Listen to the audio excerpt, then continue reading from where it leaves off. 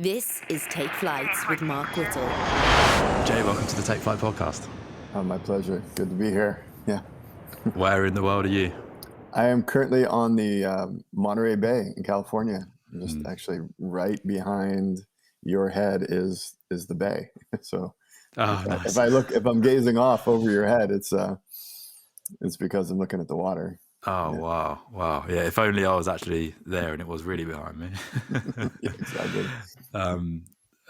Quick story. I actually lived in America for a couple of years. I had a soccer scholarship in Ohio. But originally the scholarship offer was in Monterey Bay. So I was like this close to living there for a couple of years, which sadly it changed and I ended up in Ohio surrounded by fields. Yeah, we won't dig on Ohio. I like the Midwest, and it's got some great lakes and rivers and, no ocean, but obviously. Yeah. Well, look, I'm so pleased that you're here. I firstly want to say I loved your book so much, which is what led me to reach out to you in the first place. Like, you can really, really tell the depth and I guess what went into it. Obviously, I think a lot of it you've built up over time with your studies, but you can just really tell that there's so much in there, and it was amazing for someone like myself who's so fascinated in that stuff to go through. Well, I'm glad you enjoyed it. It's always nice to get feedback from people who actually read the book. Mm-hmm.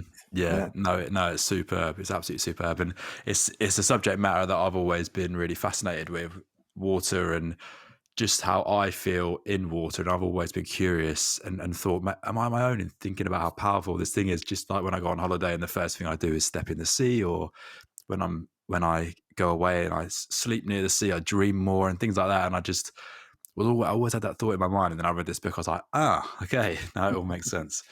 Well, that's, your thought is exactly the same thought I had.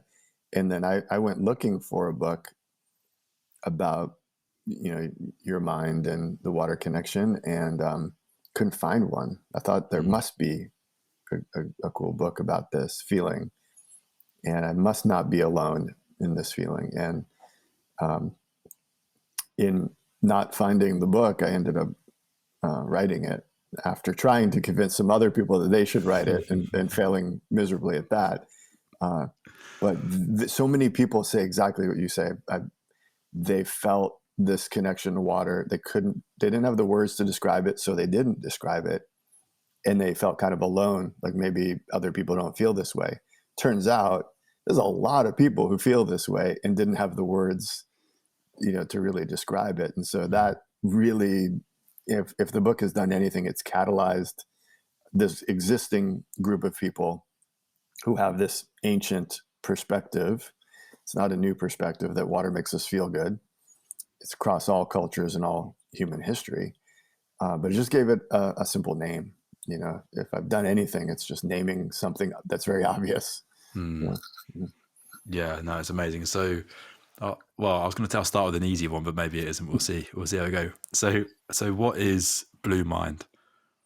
Bluemind, well, like I just said, bluemind is just a phrase, just a couple of words put together to describe this feeling, this response, this biological, emotional response to water in all of its forms. It could be the Monterey Bay over here. It could be a lake in Ohio. It could be an image, a painting. Could be closing your eyes and thinking of the water you love. So an imaginary image, a memory, your bathtub, a foggy morning, water in all of its forms, shifts us generally to a good place that we call bluemind. If the water is leaking through your roof and dripping on your forehead while you're trying to sleep, that's not bluemind. I suppose you could probably make it into bluemind if you channeled that water down the wall and called it a waterfall.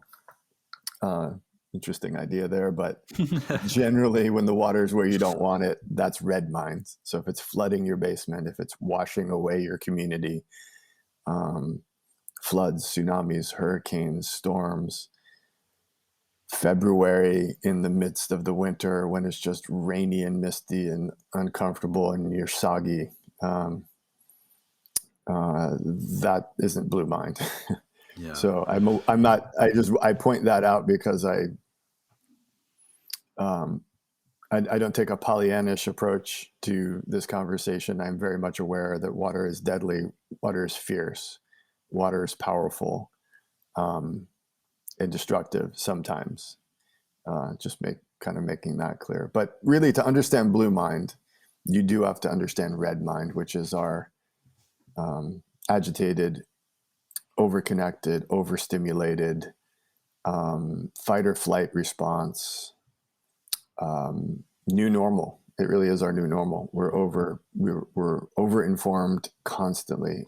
The flow and stream of information that we need to process is astounding, and it's amazing that we can do it at all via all of the media and all of the voices that we hear around us, and all the different kinds of screens and billboards and signs and different kinds of monitoring, and also everything's at our fingertips. Every song ever written, nearly, and every film ever made, and image ever created is right at your fingertips in your pocket.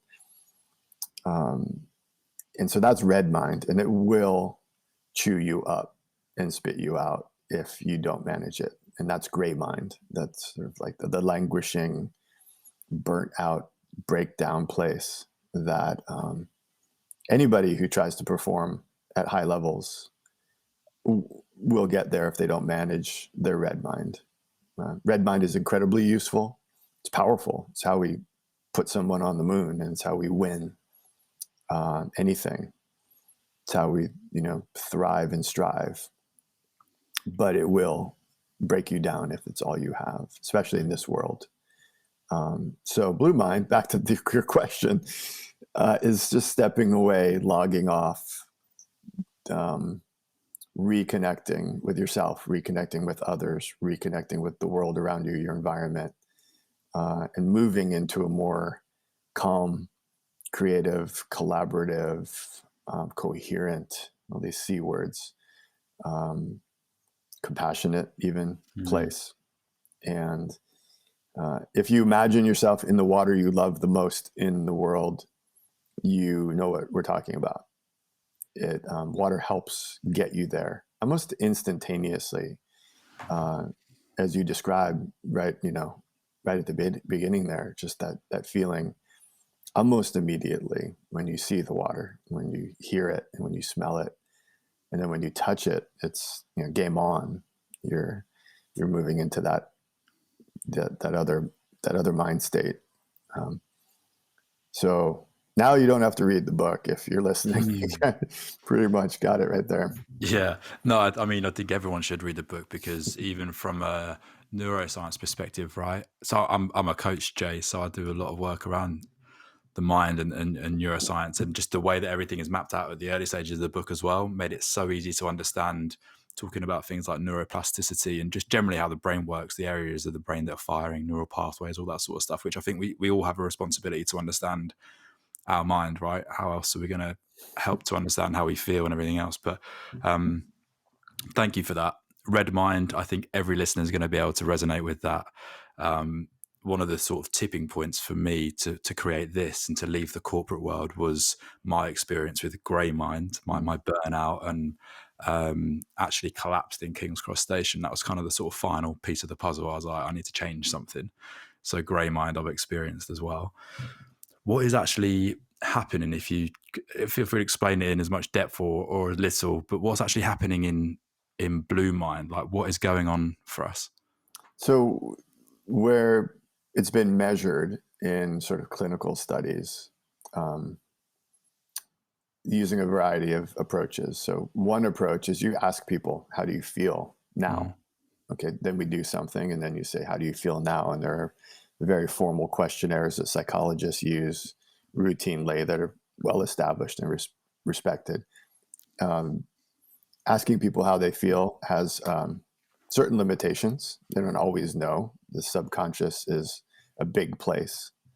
But mostly what your brain is doing, you're not aware of, subconscious. So we have other tools that can look at how you feel. So heart rate breathing rate, skin temperature. You can look at cortisol levels, stress hormones in saliva, in blood. You can look at overall wellness measures, a variety of ways, as you know, to measure a person, an athlete's sort of physical health. But then we can go deeper into what the brain is doing and measure electricity using an EEG, measure oxygen using an fMRI. And so the best studies kind of put that all together. And in my book, I tried to pull from everything that was available. And at the time, which, almost 7 years ago, there wasn't a lot. So it was a lot of dot connecting. So what we do know is that as soon as you see the water, even before you touch it, your heart rate starts to slow down. Your body and your mind begin to prepare for possible immersion.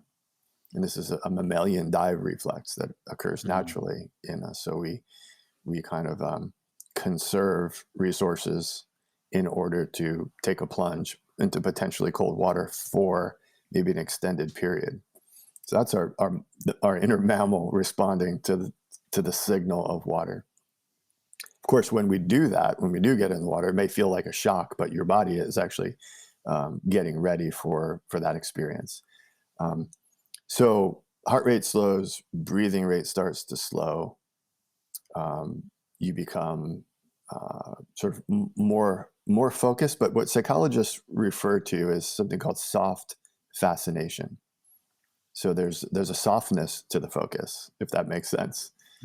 And if you imagine the water that you love, these descriptors do make sense. And in that place of sort of a more calm, softly fascinated, right? When soft fascination means the water holds your attention, but it doesn't demand processing. It's not throwing language and faces and information at you, or very little, but it's fascinating you. And so it holds you in this sort of mesmerized kind of place. And you don't just check out, you don't just go to sleep. Your brain shifts into a different mode that we call bluemind, which is more prone to creativity. If you're in fight or flight mode, you're probably not going to drop a poem or a new song lyric or have like a deep insight.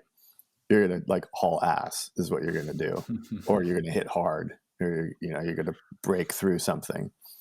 And that's great. But sometimes you do need to be creative and be collaborative and have compassion for yourself, as you point out. Otherwise, you will literally lose consciousness in the middle of maybe a street, in your office, in your living room. So that's kind of what happens with bluemind, and it's fairly straightforward now that we have the tools to measure what your body and your mind does in response to the world around us. And it's very similar to sort of what people experience in meditation, in mindfulness training.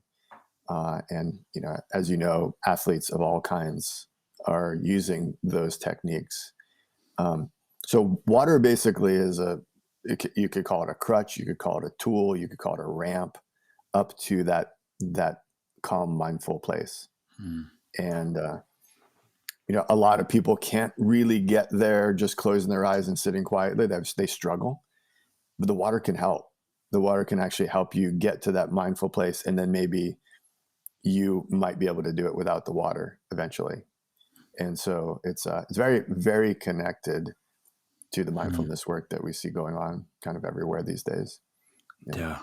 It's so great to hear. You just reminded me of something, actually. I'd forgotten about this, but when I was in my teens, I was fortunate enough, my parents took me to California. We went to Carlsbad, like a little surf town, Carlsbad, which is not too far from you. It's down the road a bit. Yeah. But there's a bit kind of when you overlook the sea, and it's very calm there anyway. A lot of the California, those kind of surf towns are, but like the rolling waves are just coming in really gently. And it was an image that stayed with me for such a long period of time. And I don't think I even realize at the time, but it was in moments when I was feeling stressed or probably low grade anxiety, which I didn't realize I had when I was younger. I would think about that. I'd visualize the waves, and it would make me feel better. Or if I couldn't sleep, I'd visualize the waves, and it would help. So it's really interesting that we don't even have to be in the water, physically in there. We can just kind of get that blue mind state from just visualizing as well. That's right. I break it down into these various categories. One, of course, is the wild water. The lakes, the rivers, the oceans, the waterfalls, the rain. The domestic water in your home, the pools, the tubs, the showers, the garden hose, water that passes through some sort of system and is managed. Then there's the urban water, so the urban waterfronts and the fountains that are available throughout your day, perhaps if you live in a city or a town that has taken some time to sort of create those public places. But to your point, there's also the virtual water. So it could be a painting, it could be a song, a poem. I love Pablo Neruda, the Chilean poet who writes about the sea a lot. But people have their favorite songs and inspiring water bits that come in a dry form. Let's just put it that way. And then the last one is it's not just virtual, it's an imaginary water. And that's the water you just described. It comes from a place of experiencing wild water, the Pacific Ocean. It created a formative memory, very clear in your mind, multi-sensory formed memory that you can pull up anytime, anywhere when you need it. That's powerful stuff right there. I mean, to have an experience with nature that creates a vivid, useful memory that then becomes a tool, a place for you to go when you need it, to slow your heart rate, to calm your mind, to help you focus, to get you into a place that's calm, collaborative, compassionate, creative, instead of that red mind. That's really something all human beings should have in their toolkit. And it's not expensive.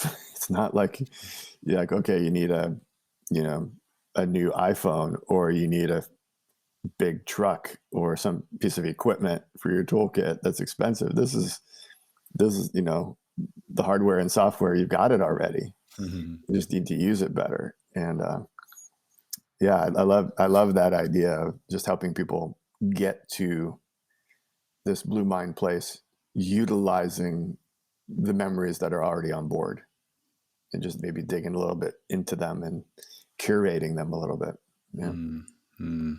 Yeah, thanks for mapping those out as well, Jake. It's funny, I've probably done maybe 140 episodes, and a good portion have spoken about the shower being their kind of sanctuary.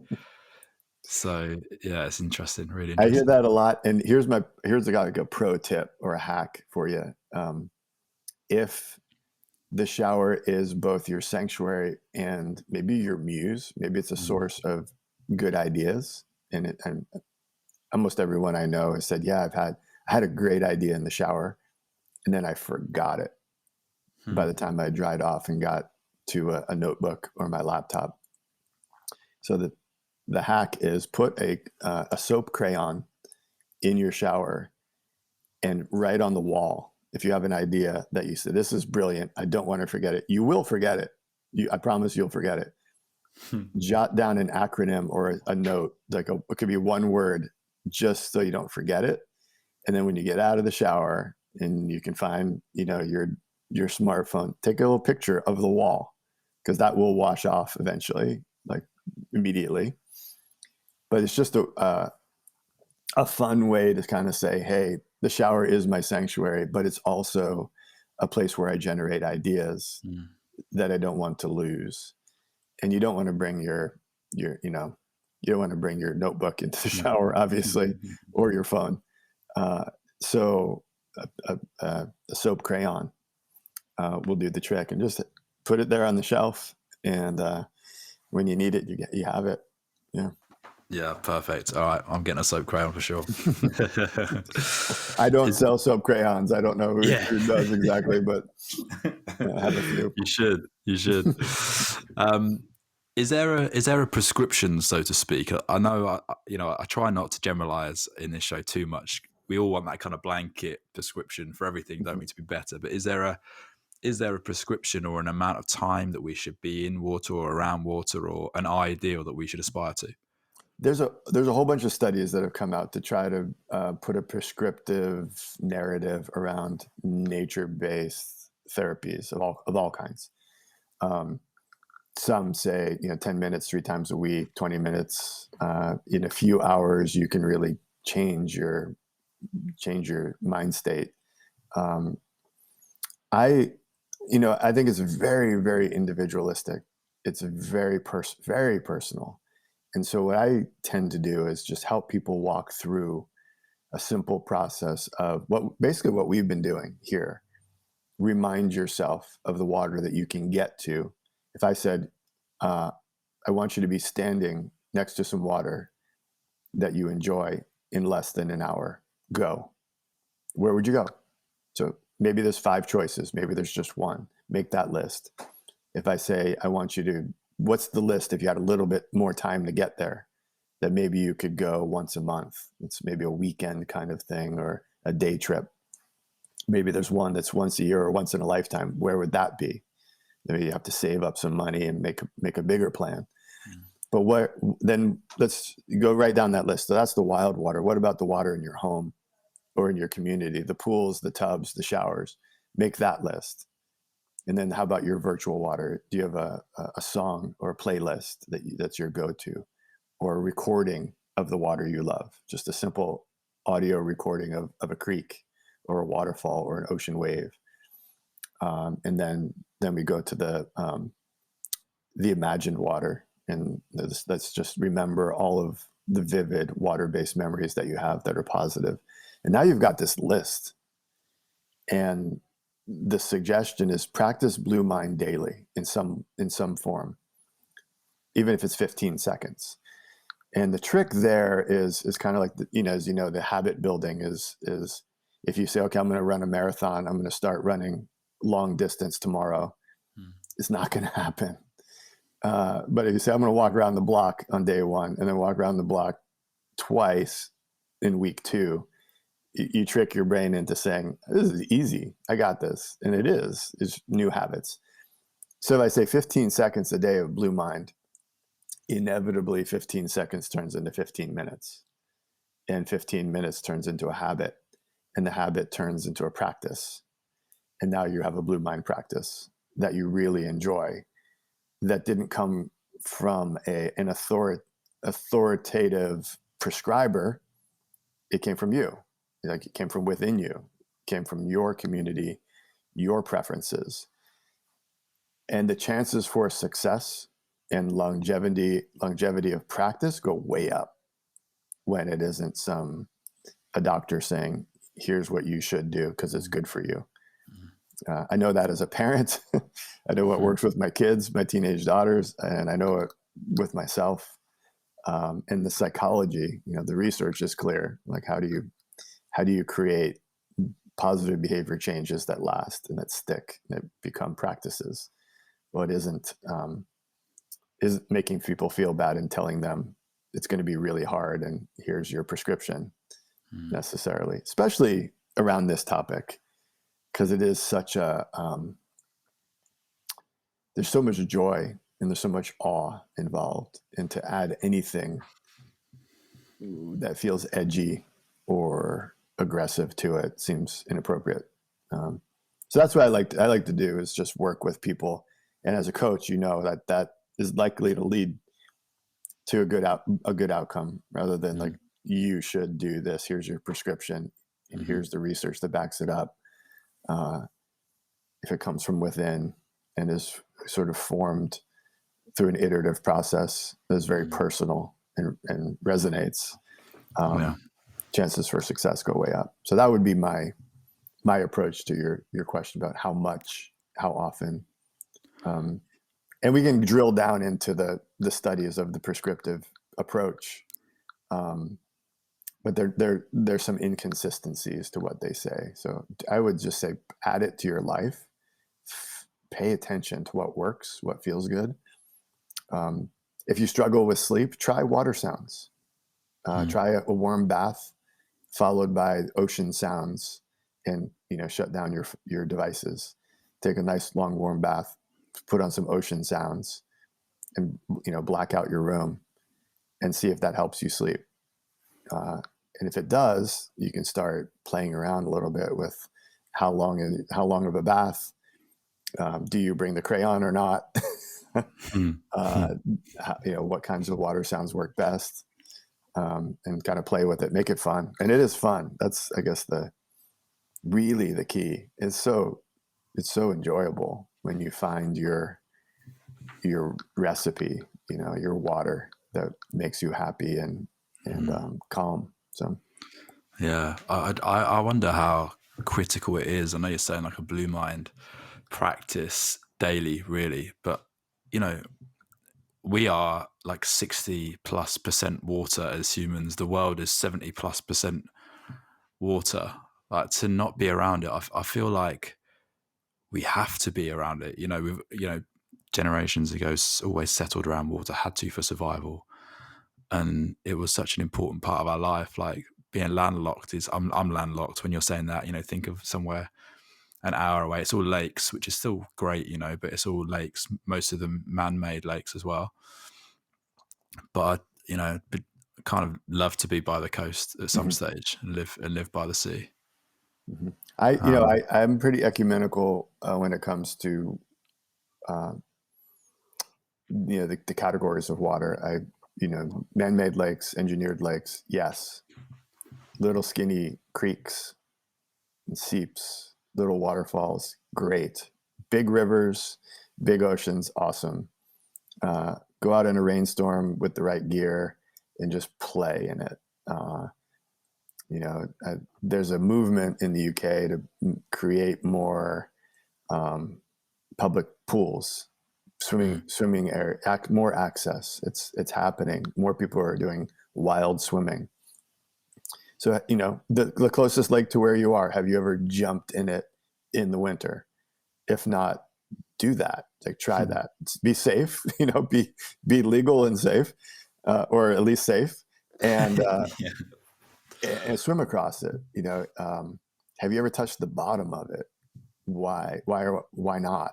And so the more, of course, safety is a concern always. I want to make sure I highlight that. But the more we're in our water, and the more we're looking at it and going, how do I get in there?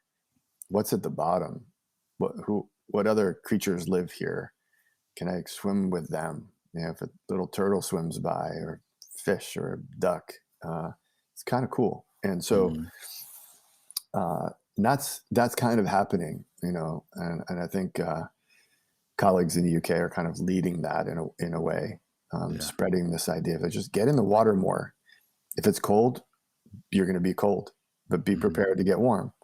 And it's so healthy in so many ways. And so, while I think this idea of blue mind sometimes leads people to yearn for the big blue ocean, I hope it also helps them appreciate the small pond at the end of the lane, or an urban waterfront, or a beautiful fountain that they walk past on the way to work every day, but never stop. Grab someone and sit by the fountain and have a conversation and listen mindfully to the sound of the water, and just see how that goes.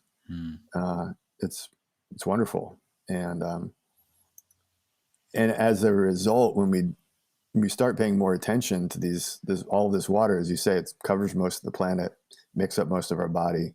It is the source of all life. It makes our planet special. We start paying more attention to it, the value and the perceived value of those waterways goes up. And I believe we will take better care of them, and we will safeguard them and restore them.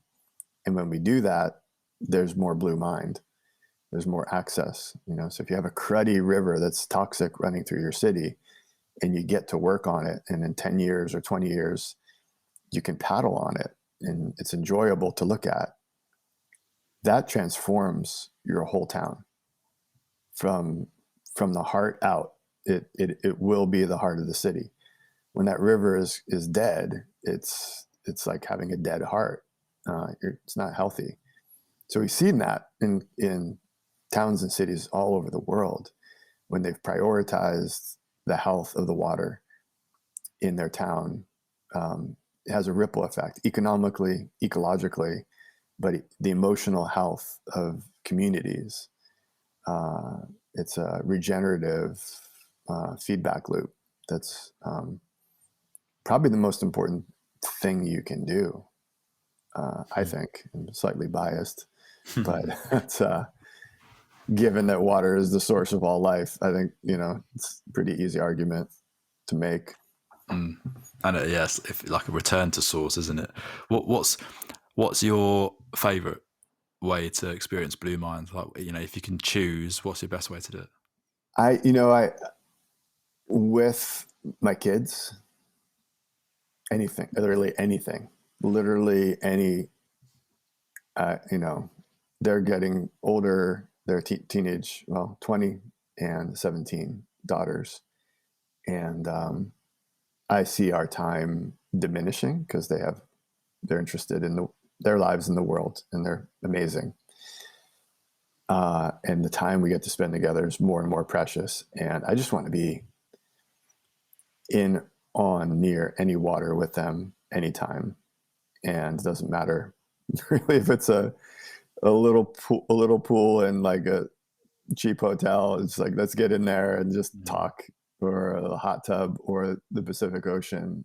The daughter who's in upstate New York, and everything's frozen, and so just playing in the snow, which is water, with her. Well, what a joy that would be,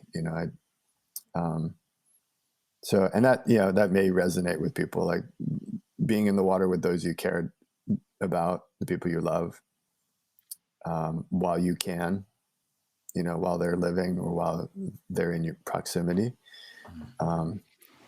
or while you're falling in love. There's an element of Blue Mind that connects to romance. It's almost a cliche, right? The honeymoons, where you go to the water, where you propose or have ceremonies by the water. There's a romantic aspect that's not coincidental. So yeah, my water would be more about the who rather than the what or where. And I have two dads, adoptive and biological dads, and they both loved water, and being in the water with them at different times throughout their lives, just really good, really speaking of like having the imaginary water and the memories, those memories are some of my best ones, that, and I'm hoping I'm passing that along to my kids. So someday when I'm gone, they'll say, swimming with dad was really great. Being near the water with dad was really great. So I want to make more of those. Yeah. Yeah. Wow. Thanks, Jay. I was reading on your website the kind of timeline of standout events. Somebody you mentioned, I think her name was Deborah, and you said that she taught you a lot about memories. What is it? I'm so fascinated with memories and how they shift over time, and how we hold on to them in whatever way we decide to make that memory last. Like, what do you understand about memories that you think we can all benefit from? I think one of the ideas of many would be, take the time, like, to consciously and purposefully create really rich multi-sensory memories that you will utilize when you need them. And that may mean when you're flat out on your back in a hospital bed and you need to go deep into one of those memories, or when you're just stressed out at work, or whenever you need it. But I think we generally give up that role to the professionals, the filmmakers, the TV show people, the musicians, and they create the creative stuff that we consume, and then those are sort of kind of cheap memories, right? And I ask kids all the time, what's the best thing that happened on TikTok this week? They don't remember. Yeah. They don't. It's like junk food kind of, and it's entertaining for sure, and they're talented people for sure, but it's shallow and cheap, and very time consuming in our modern society. That social media stuff. So in contrast, take the time and make those memories like the one you have looking off the bluffs in Southern California at the seemingly slow moving, steady cadence of waves. Let that burn in, to your psyche. And I think it's so important. I ask young people when I lecture to, high school kids, who owns your nostalgia? And they're just at first confused. Like, what do you mean? Like, who owns my, I say, who? Okay, who should own your nostalgia? And should it be Apple? Should it be Spotify? Should it be Netflix? No, it should be you. The things the deep memories that you rely on, especially later in life when you start really slowing down and maybe less mobile. So build those things, and those come from lived experiences in great places, making your own music, growing and making your own food with people you care about and for them.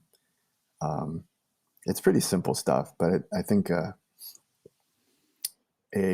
cultivation of memories now for use in the future is something that I think we should talk about that. Well, we are talking about it, but we should discuss that as kind of a thing you want to do. These are little quick digital entertainment, chunks of media are not going to cut it.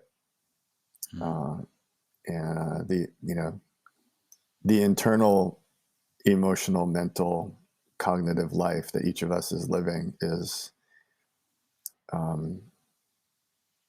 important. And there's a lot going on in each of our heads, and it can be a powerful force for goodness and healing and creativity, or it can be full of barriers and fear, So, make those memories, make them really clear and really good, and with all of your senses, and helps when you kind of leave the devices behind when you're doing that, Yeah. Sounds like so much of what you're saying is like presence driven, like really being there, experiencing it. And these, like you're saying, these little like short bites of entertaining media and content takes us out of the present moment. We're kind of consumed and sucked into our phones or whatever the thing might be on that particular day. But the water brings you back into presence. Like our senses bring us back into the present moment. Yeah. So, well, and the interesting thing about the media thing is the person who made that media was present. You're consuming their memories. You're consuming their creative ideas. Yeah. They were intentful and present and rehearsed and occasionally very talented and edited and perhaps even mindful about making the content. But you're just kicking back, consuming it. So they have a memory, perhaps, of what they were doing, which is great for them, but it's just mere entertainment for you. So, it's kind of like, get out there and go do your version of that. Not because you want to post it necessarily, but just to, post it here forever. Yeah. But it's an interesting perspective that, we are sort of outsourcing our memories and our creativity and our nostalgia to professionals. Yeah, Jay, it's huge. I've spoken about this a few times where, like, you know, it's awful, but our mind is being trained in such a strange way where I recognize in myself that I'll be going to an event and I'll already be thinking about the image I'm going to capture to post. So that's an example of my nostalgia being owned by, in that case, maybe Instagram or whoever else is going to have the picture on their, you know, their platform. So it's scary. That's why I've had to do like digital detoxes and get away from that. And my happiness just surges. Like I've become a different person, or I'll become myself. Right. Yeah. Yeah. No, and everybody's got to figure out how to manage that. If your career involves some amount of media, well, great, do it. And then stop doing it and go have a real lasting memory that doesn't involve looking at the world through a screen or a script or a post. And that's a weird, that's a weird little lens to put on your life. Yeah. And I tell my kids, like, when you're my age, Instagram won't exist. I'm pretty sure. And other things will. And so think about that just for a minute while you're devoting hours of the day to something that won't exist, get usurped or just become irrelevant. So that's, I totally agree with you. It's so important, the digital detox, and just to remind yourself what it feels like to, not have that extra chatter going on. And and water is really helpful. Like, your technology and water are not really good friends. So you get in the water and it's not only a digital detox, it's a place for privacy and solitude if you need it, and quiet. And if you slip under the water for a little bit, it's the greatest peace that we have to offer. And your screen doesn't work very well. And you should just leave it on land. And, all the voices and all the information just kind of fades away and doesn't seem so important. The further out you go into the water, the deeper you go. So push off the shore once in a while and paddle around or swim around and give your brain a break. And, the people who have achieved a lot in whatever realm they're working in, they seem to know that intuitively. Like, you see, they take breaks by the water. It's almost cliche, and it seems like a luxury thing that the rich and famous gravitate towards. But we can all have that wherever we are. It's sort of the point that I'm always trying to make, is access to bluemind for everybody. And by everybody, I mean 8 billion people, not just like everybody that listens to podcasts or everybody in California. 8 billion people should have access to their bluemind. Yeah. And that's up to us to figure out how to make that happen. I read that you said you felt called to do the work that you do. Often what we talk about on this podcast is purpose and being called to something and going on that hero's journey, so to speak. Is this your purpose? It feels like it.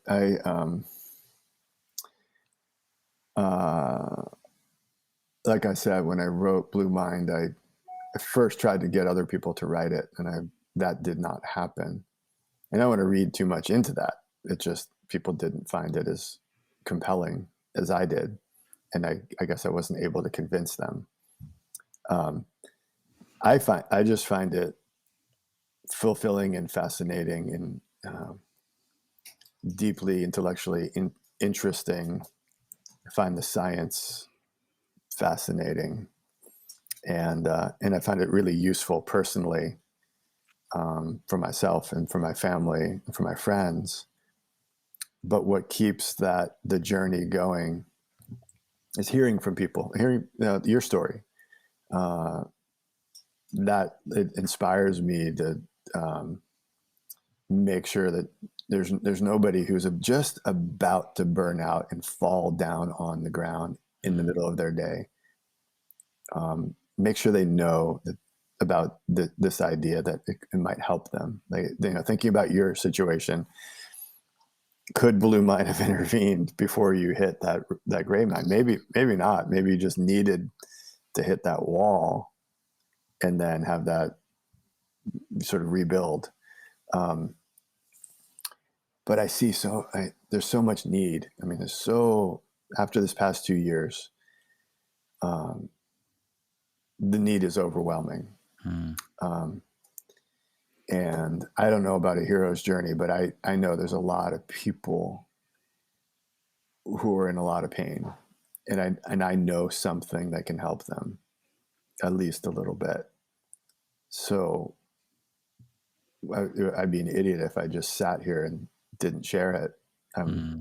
So it's like, how do we get this simple, universal, ancient idea? One of the oldest ideas of all ideas is that water is medicine for your body and your mind. And how do we get that simple idea into everybody's hands? Yeah. And so it doesn't feel heroic or courageous, or it feels like a purpose and sometimes a calling, but it's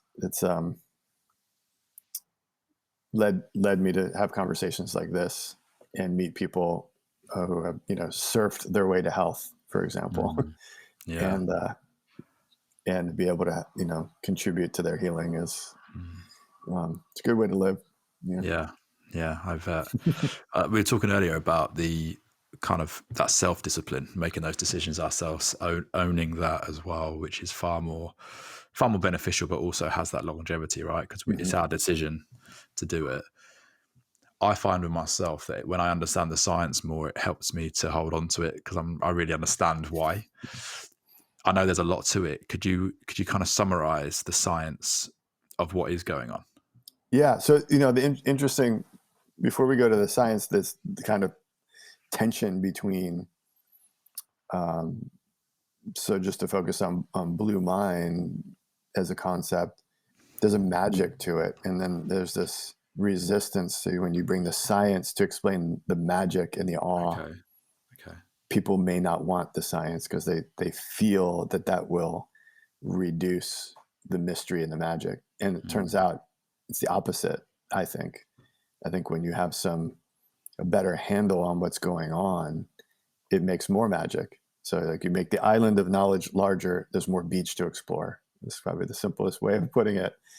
And that's how I think about it. And Céline Cousteau, Jacques Cousteau's granddaughter, wrote the foreword to bluemind. And it's lovely because she kind of takes you through her resistance to explaining the magic, and then her giving into it, and then her understanding after hanging out with neuroscientists and psychologists that, wow, that's really cool. It's really helpful. And then she kind of concludes it and say her grandpa would be into this, which is like the greatest compliment for me as a marine biologist. So really, I think like I said earlier, that the science really connects to a lot of other realms, like the science of mindfulness, the work that's done on music therapy. So there are all these other realms that don't involve water that I think are completely relevant. There's been a lot of work on green space. So how nature, the green parts of nature, can restore us, help restore us, and help our minds. So when you take all of those different realms that don't seem to have anything to do with water and connect the dots between them, you kind of get a better feel for how this conversation fits into the whole. And I tried to do that in the book, and I think you kind of picked up on that, to place this conversation within a constellation of peer conversations or peer topics, be it equine therapies and mindfulness, or the role of music in healing.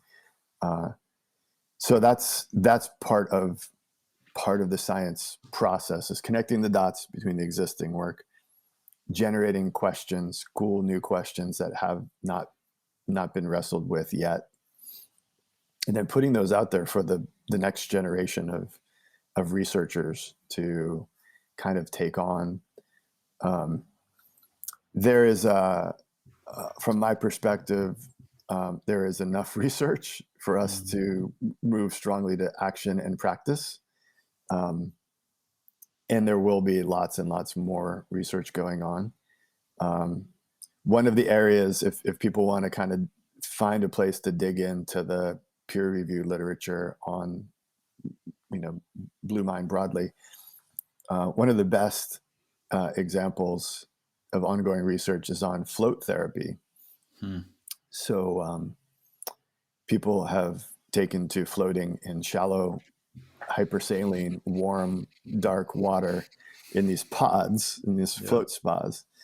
And it's, anecdotally and through experience, lots of stories of how well it works for some people in a variety of ways, be it veterans and first responders, or athletes, creative people, stressed out people, jet-lagged people.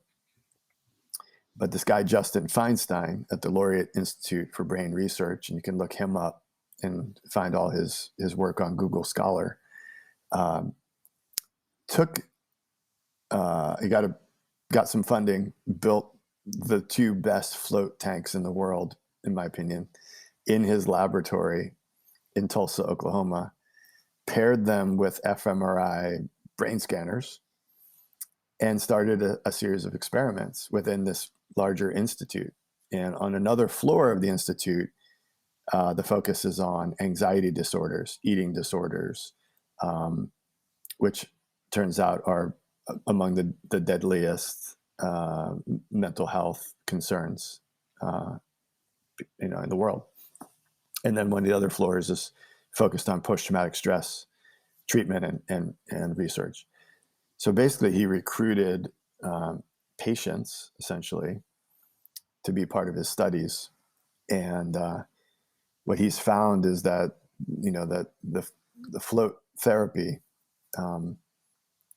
is among the best treatments, really, the best, at least supplementary treatments to help people dealing with depression and anxiety disorders of all kinds. Not to mention people who are just mildly depressed or languishing or just a little bit anxious. So if you're interested in really digging into the primary literature, that's extreme bluemind in action, I would say. Putting yourself in a soundproof, lightproof, hypersaline body of water for an hour or 90 minutes is that's extreme bluemind. Very different from looking at a photograph on the wall or looking at a fish tank. Yeah. But very effective, and exciting things coming in that realm. I think that eventually leads to a more mainstream application of things like flotation therapy, where hospitals start installing flotation spas and pools,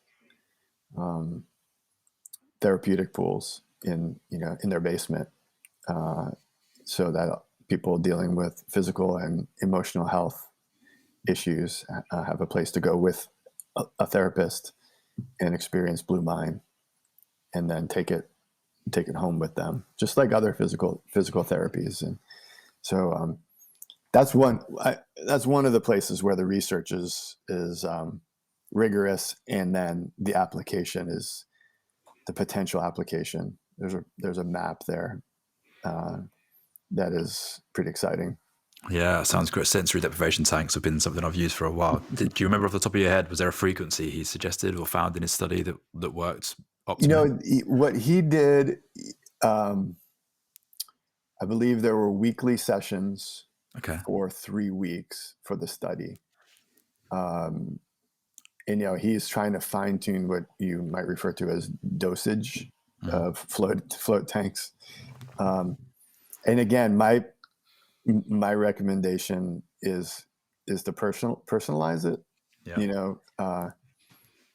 What I tell people who are new to it is go to your local float place, ask for the best discount they can give you for 3 floats, put them on your calendar, and then do them. And it could be 3 floats over the course of 2 weeks or a month, or if you have to in the same week.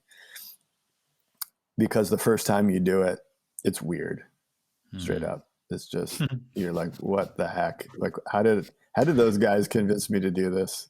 I was listening to a podcast. Now I'm in this thing. What the heck?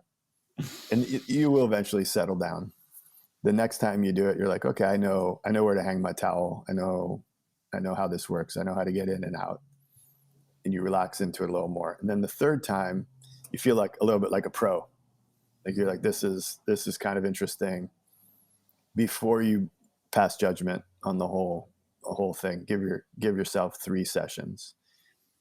At the very, very worst, you'll have a cool story to tell about this weird new thing you did, like skydiving. It's like, I floated. It was weird.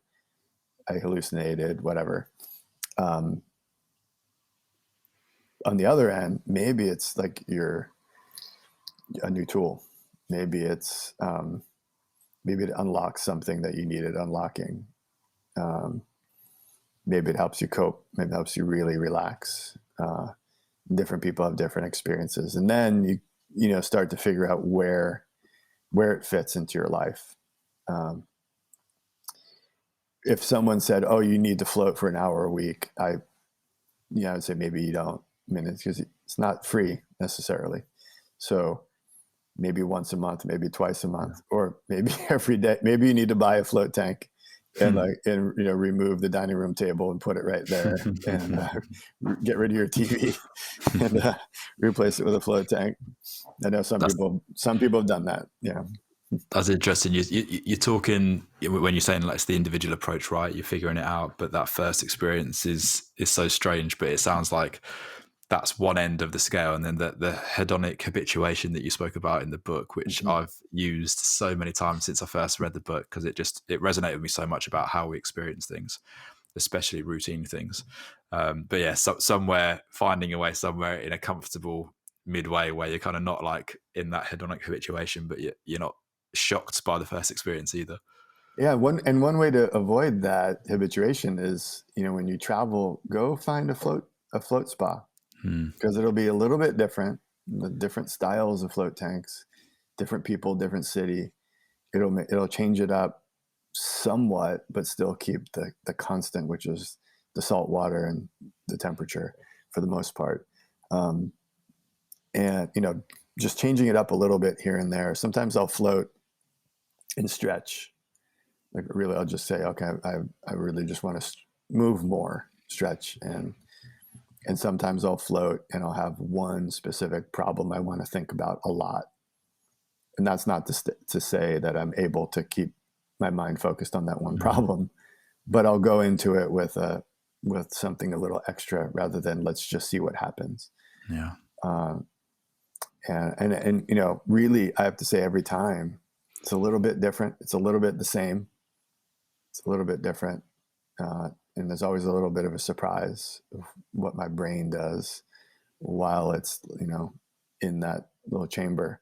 Yeah. One time I did a 60-minute float in Chicago, and it felt literally like I had 60 8-hour naps. Like, each minute felt like a full night's sleep. And I feel like I fall asleep and I'd wake up and think that they forgot about me and I'd been in there all day. And then I'd fall asleep again and I'd wake up, and it maybe not have been 60 of them, but a whole dozens of naps that felt really long, and they were minutes. And it was just like over and over and over. I took these big, long seeming naps that were little tiny naps. And it was so restful. It was like I I went on a month-long vacation and had nothing to do but eat rice and surf or something. And it was 60 minutes in Chicago, like downtown Chicago in the wintertime. It's like just wild, you know?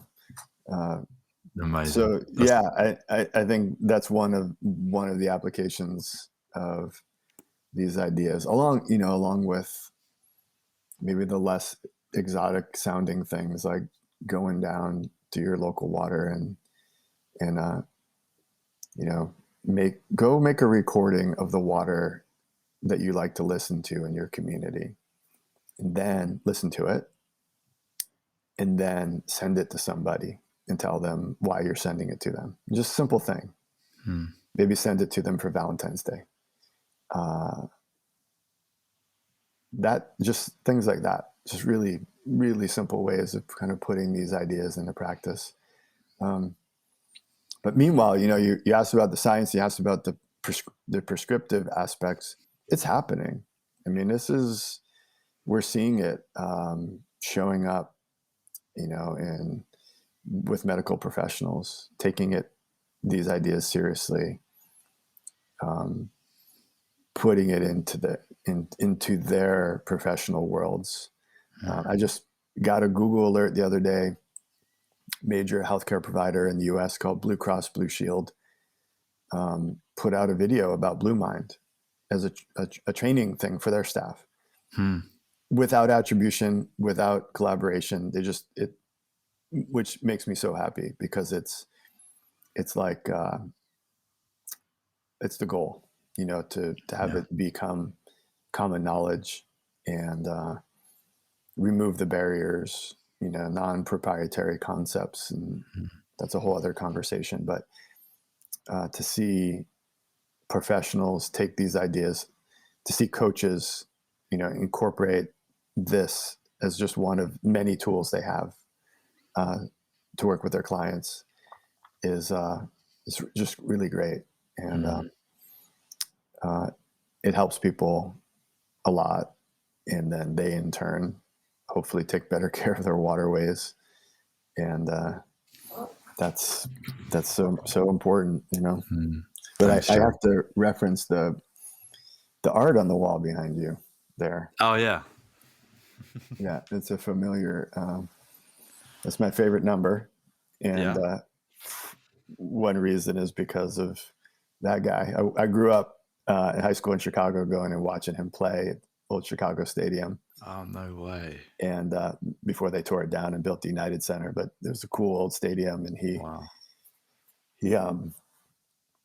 would be in perfect flow state and score more points than anybody really ever was scoring in a game, setting records, and then they'd lose.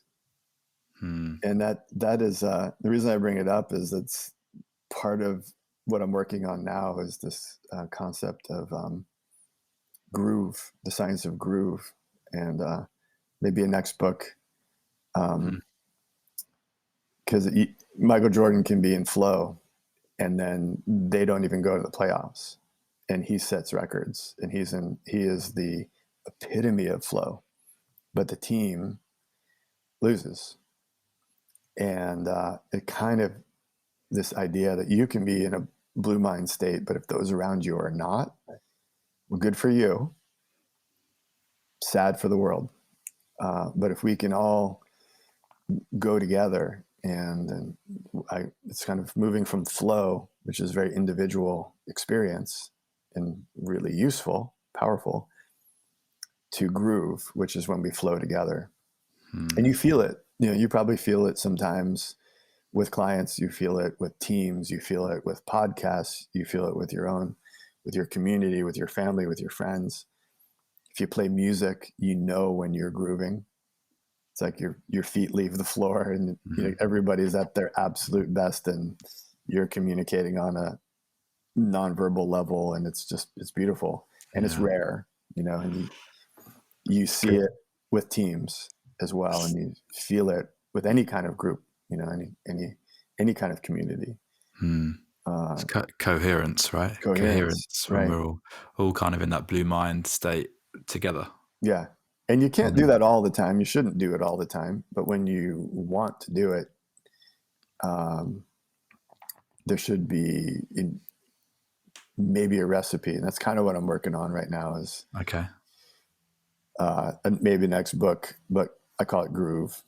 Okay. Groove state. So, flowing together is groove.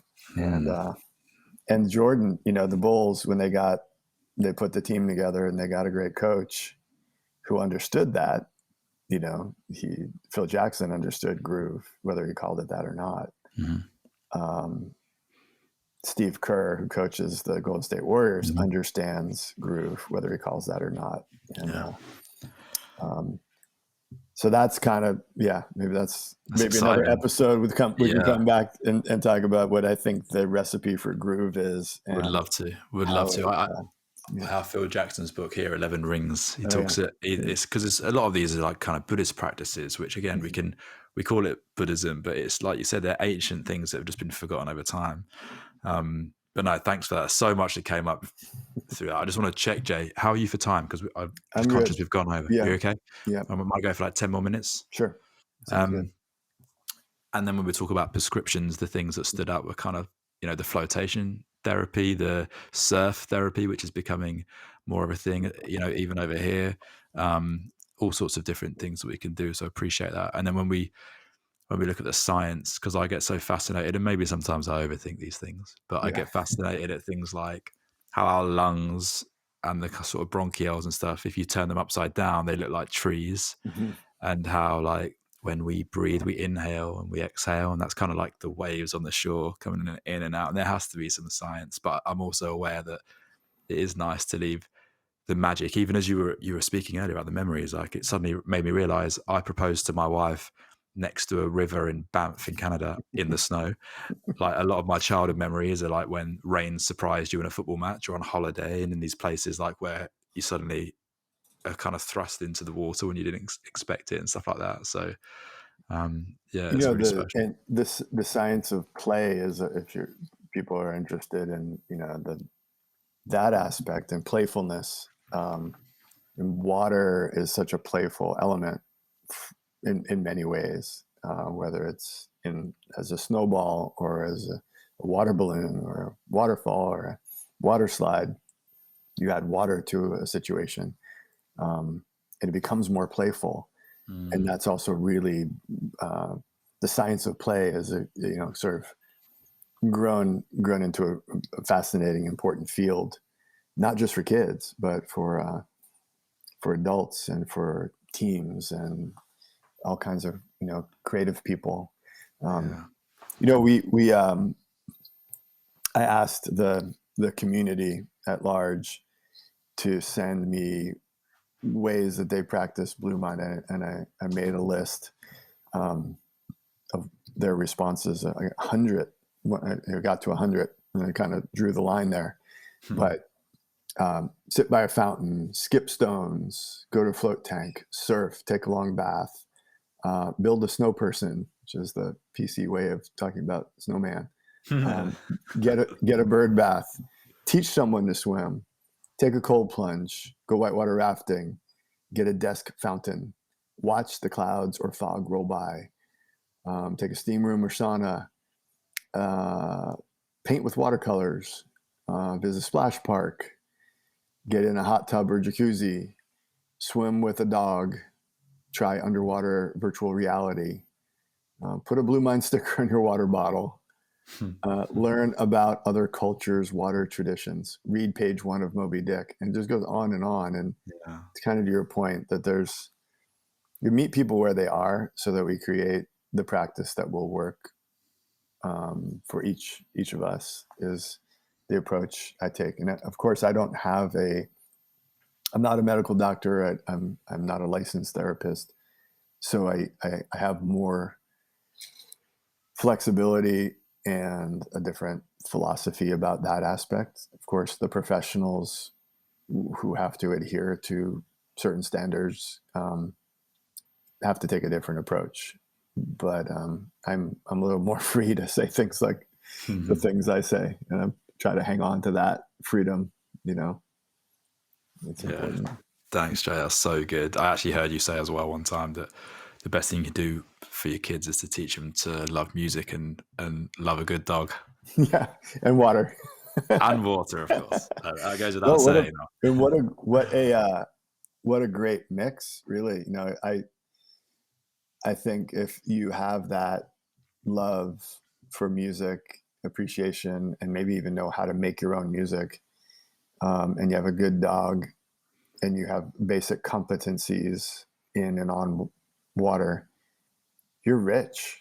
I mean, that is like, to me, that is like the definition of wealth, rich life. You could go anywhere in the world and connect with animals and connect with music traditions and musicians, and connect with water wherever you are, and immediately you feel at home, and you connect with people, and you have friends, and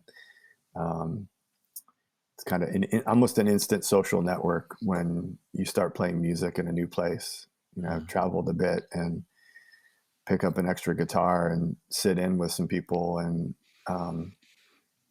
have a few beers, and all of a sudden you have new best friends. And if there's a dog there and a lake, then it's magic. So to raise kids to appreciate that and have some, not saying that everybody needs to be a rock star and Olympic swimmer, but just have basic competencies and confidence, with a musical instrument or their voice, and basic, breaststroke and ability to float on your back, opens a world, Yeah. It's a leveler, isn't it? It's like my leveler was always football or soccer. Right. I don't leave that out. That's another big one. Yeah. But, but for me, some of my best memories of playing, although I played kind of all over the world, were on holiday on beaches, kick-ups with people who didn't even speak the same language as me. Yeah. And maybe the water had a part to... Well, yeah, tell me about that more. What do you think? Just, obviously there may be a study. That might be a cool study for someone to do. Sport by water.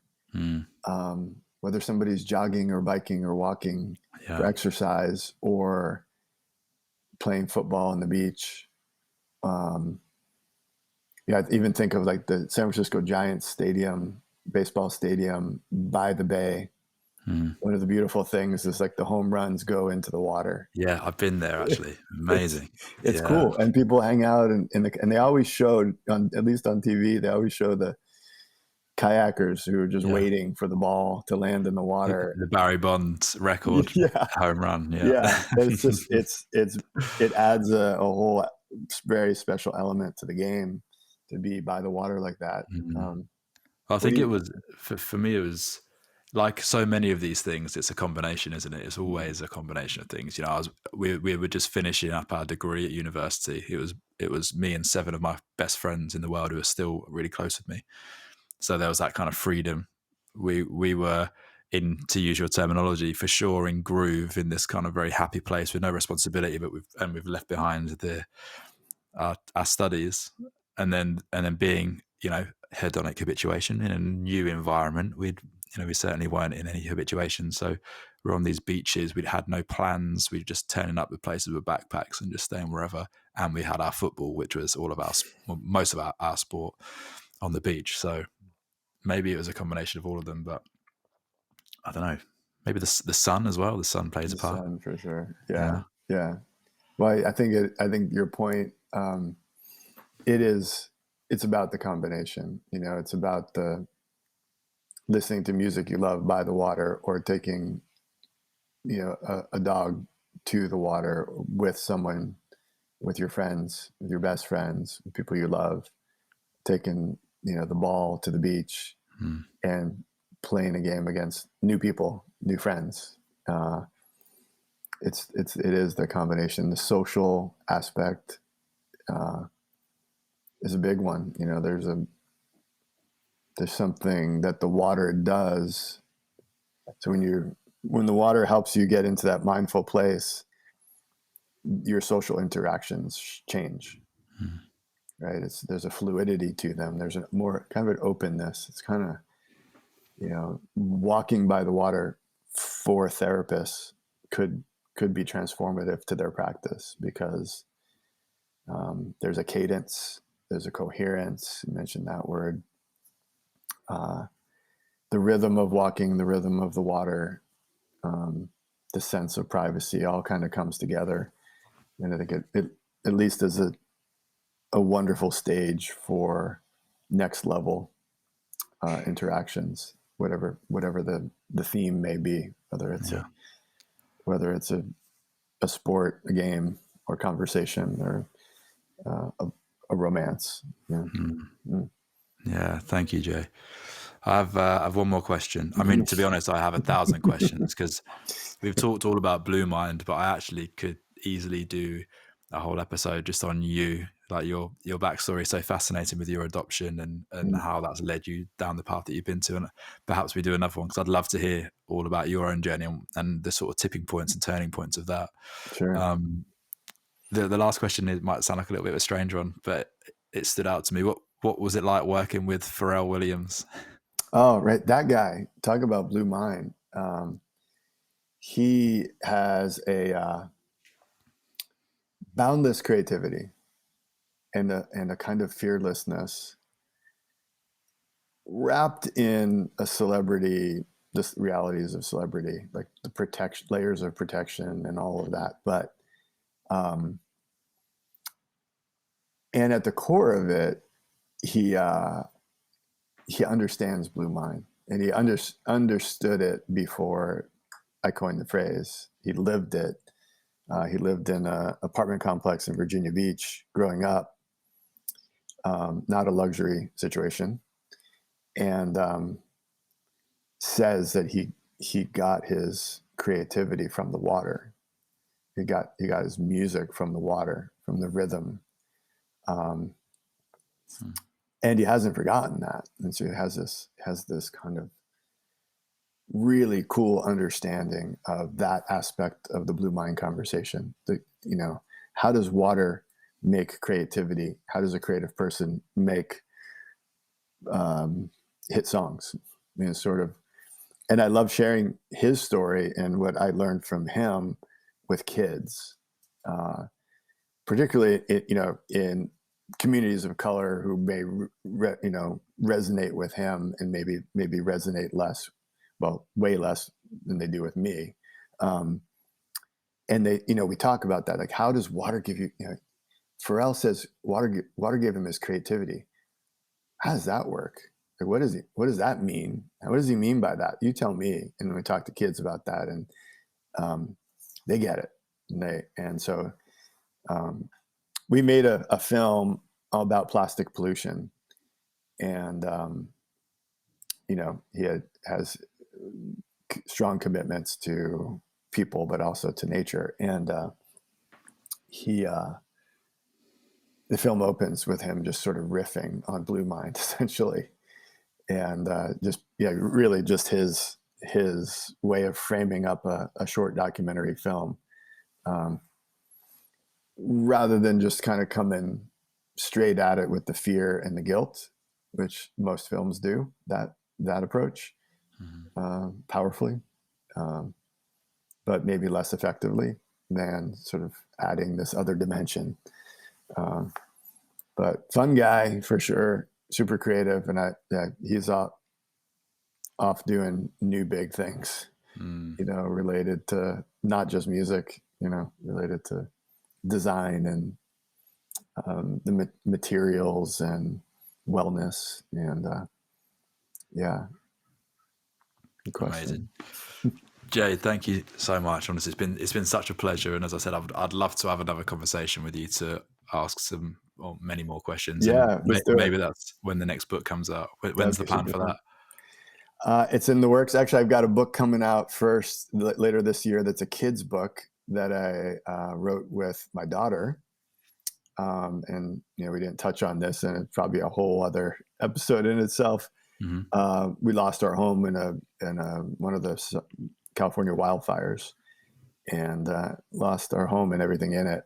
And I didn't get much out of it before evacuating. And my daughter had just left for college the day before, and I had to call her and say, hey, honey, the house didn't make it. And then she wanted to come home immediately. She was just beginning university. And I just said, stay, you stay, don't come home. There's nothing, there's no home. But I couldn't speak. I was so torn up, and telling her it was so hard that I sat down and I cried and I wrote this letter to her. And the letter has evolved into this book that we edited the letter to make it more readable for kids and more relevant maybe to others. And wonderful illustrator named Drew Beckmeyer just really put his heart into it and understood, the pre and post fire dynamics, the beauty of the idea of home. So that comes out later this year, and I think it will be a healing experience to share it with my daughter, to be able to go do a few book talks to kids about loss. And it isn't a book about wildfire. It's a book about home, and everybody has lost something recently. A loved one, a home, a career, a dream, a plan, all of those things maybe for some people. And I think we all need to figure out how to grieve and process and deal. I don't say that lightly because I'm still figuring it out. And so the basic idea of that book is that you carry your home with you. It's kind of what we were talking about earlier. You make these memories that become your nostalgia and become just powerfully useful parts of you. That house she carries inside of her. It grew her up. It raised her. It held her. She's played and danced and slept and made music in that house. And while the house doesn't exist, her home still does, and she carries it in her. And through all of those memories, rich memories from that place. And it's good to remember that, I guess. And that's so anyhow, the kid's book coming out. It's called Dear Wild Child, and very very personal story. Yeah. Wow.